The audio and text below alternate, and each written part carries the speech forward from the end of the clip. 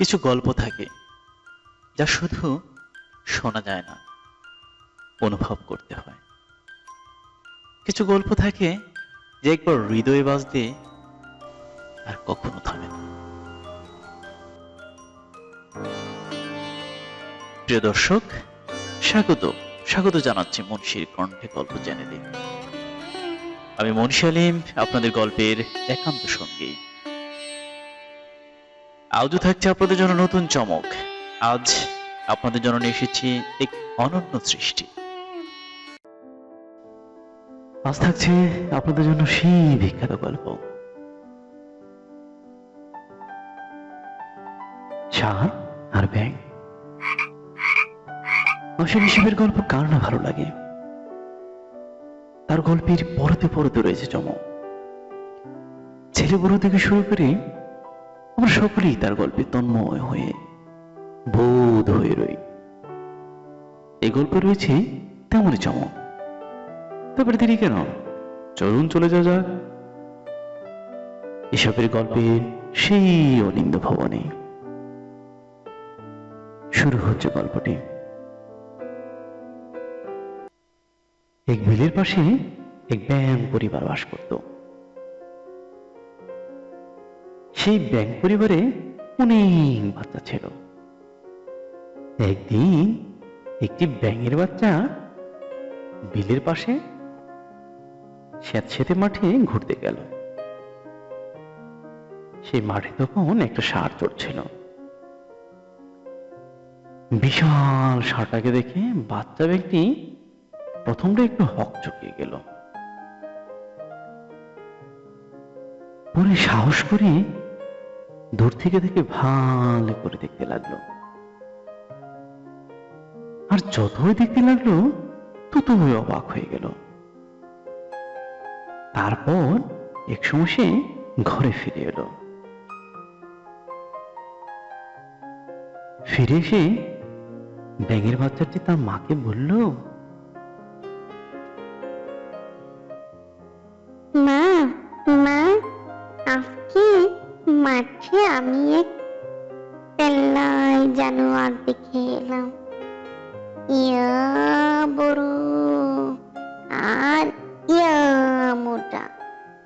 মানে মানে হলো সে যে কত বড় আর কত মোটা তা দেখলে বিশ্বাস হবে না তোমার।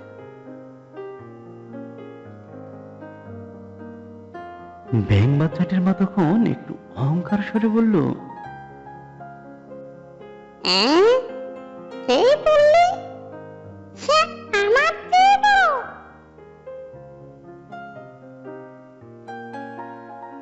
বাচ্চাটি একটু ব্যঙ্গ করে বলল,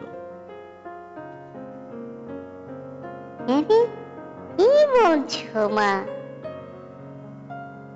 সে তোমার ঠিক অনেক অনেক গুণ বড়। মা ব্যাঙটি তখন তার পেটটা ফুলিয়ে বলল,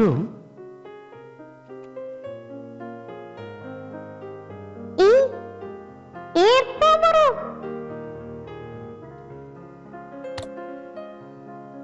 বাচ্চা ব্যাঙটি হু হু করে তাচ্ছিল্যের স্বরে হেসে বলল,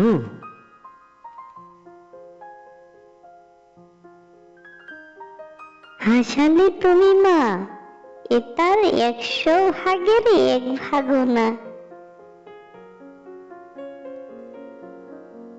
মা ব্যাঙটি তখন তার পেটটা আরো ফুলিয়ে বলল,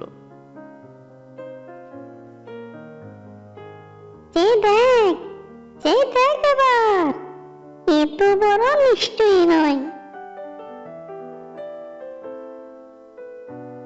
বাচ্চা ব্যাঙটি তখন হাসতে হাসতে বলল,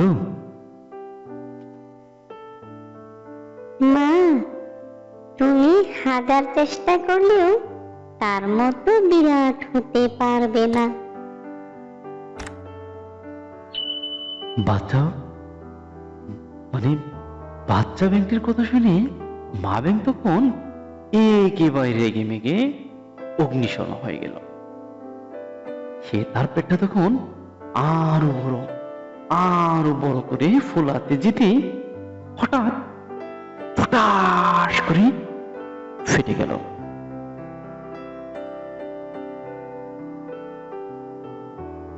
আপ ফেটে যেতে মা ব্যাঙের সব নাড়ি ফুরি আর রক্তে জায়গাটা ভরে গেল। মা ব্যাঙটি মুহূর্তেই মারা গেল।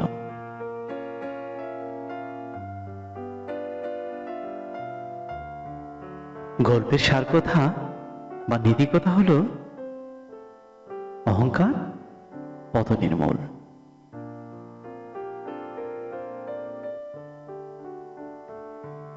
সবটি গল্পপ্রেমী বন্ধুরা, কেমন লাগলো গল্পটি? লিখুন না আমাদের মন্তব্য জানালায়। আপনার ভালো লাগা, আপনার মন্দ লাগা, আপনার অনুভূতিকে আমরা শ্রদ্ধা জানাই। আপনাদের দিক নির্দেশনা আমাদের জন্য পাথেয়। এছাড়া যদি আরো কোনো আপনাদের গল্প পছন্দ থাকে, যে গল্পটি আপনারা শুনতে চান, অনায়াসে আপনারা লিখতে পারেন আমাদের কমেন্ট অপশনে। আর প্লিজ, যদি গল্পটি আপনার একটু ভালো লেগে থাকে, একটু লাইক করবেন আর সাবস্ক্রাইব করতে কিন্তু ভুলবেন না, কারণ সাবস্ক্রাইব করলে এমন গল্প আপলোড করা মাত্রই আপনার কাছে নোটিফিকেশনটি চলে যাবে। আজ এ পর্যন্তই। যে যেখান থেকে আমাকে শুনছেন, সবাইকে আন্তরিক প্রীতি শুভেচ্ছা জানাচ্ছি এবং অফুরন্ত ভালোবাসা জানাচ্ছি। আবার কথা হবে নতুন কোন এপিসোডে, নতুন কোন বিষয় নিয়ে। ততক্ষণ ভালো থাকুন, সুস্থ থাকুন, সুন্দর থাকুন। সবাইকে নিরন্তর শুভেচ্ছা। ধন্যবাদ সবাইকে।